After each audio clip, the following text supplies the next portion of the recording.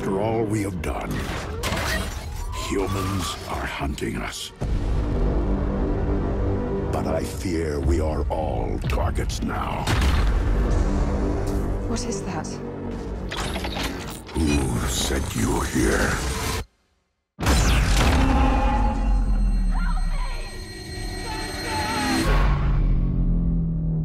Mark Wahlberg, thanks so much for joining us. Transformers 4, totally different vibe to the previous 3 films. How involved were you with that?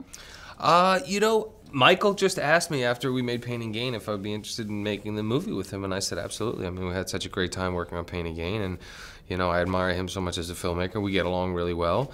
So, for me, it was an opportunity to do something different, to embrace the fact that I'm getting older and I'm a dad, and so I thought it was cool. And also, finally doing a film that my kids could go and see and enjoy. Yeah, because I would imagine that you're not going to sort of say, hey, check me out in Boogie Nights or Departed or something like that. Would you ever let them watch those films? The boys have a little bit more leeway than the girls, that's for sure. I know it's not fair, and it's double standard, but that's just the way it is.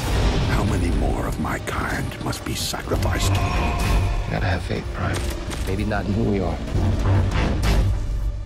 who we can be. You did have to do a bit of green screen work. This time your imaginary friend isn't a foul-mouthed furry little dude and Ted. You've actually got a 10-story high robot. Yeah. What was it like actually acting like that? Oh, thank God I had that experience with Ted. Was a good way to kind of, it just made me feel a little bit more comfortable that I'd done something, even on a smaller scale, that was similar to that.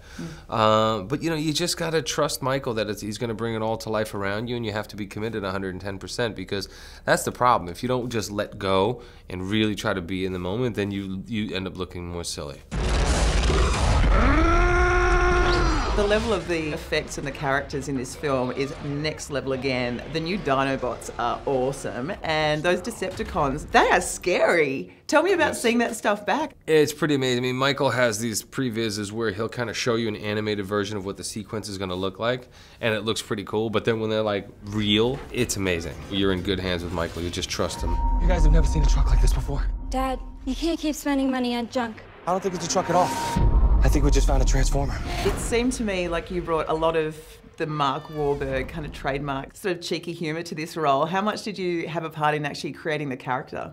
A lot. I mean, even when I signed on before the script was ready, so they kind of wrote it with me in mind. And then, Michael and I would sit in the room rehearsing, and he'd say, well, what would you say in this moment? Or what would you say to insult this guy? Or, so a lot of playing, a lot of improvising. There was a great scene where you pulled a beer out of a car that got ruined. How did that come about?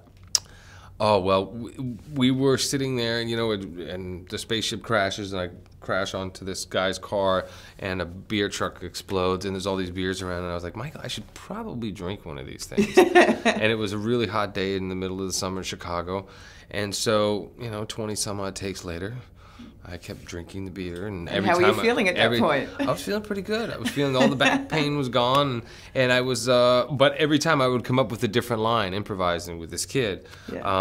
But it was one of those moments where we thought it could be kind of fun and a good kind of break from the intensity at that stage of the movie. Life's changed so much. So you said you're 42 now. You're a dad. Like, how's the Mark Wahlberg of those days and the Mark Wahlberg of now changed? Well, it changed drastically, but the good thing is I have all that real life experience, so if I need to tap into it, I can. It's nice getting older, having less stress. You kind of come to accept the things of the way they are, and it's nice. I don't want to get too much older, but I'm in a comfortable place right now. You just stay at 42? Yeah, 45. Yeah. And you mentioned that you wanted to direct as well. Is that because you've sort of gotten to a point now where you've got different stories you want to tell? Yeah, I just, I love telling stories, and I figure, I might as well try to see if I'm any good at it. You've been producing, right? Yeah, I just don't know which kind of story I want to tell. I think when the kind of story that comes to me that I feel compelled to tell, then I'll know it and I'll go for it. This is not war. It's human extinction.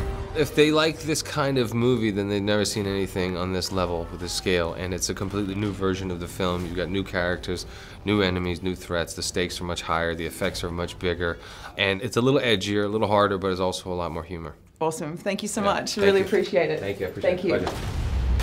I'm not leaving my dad.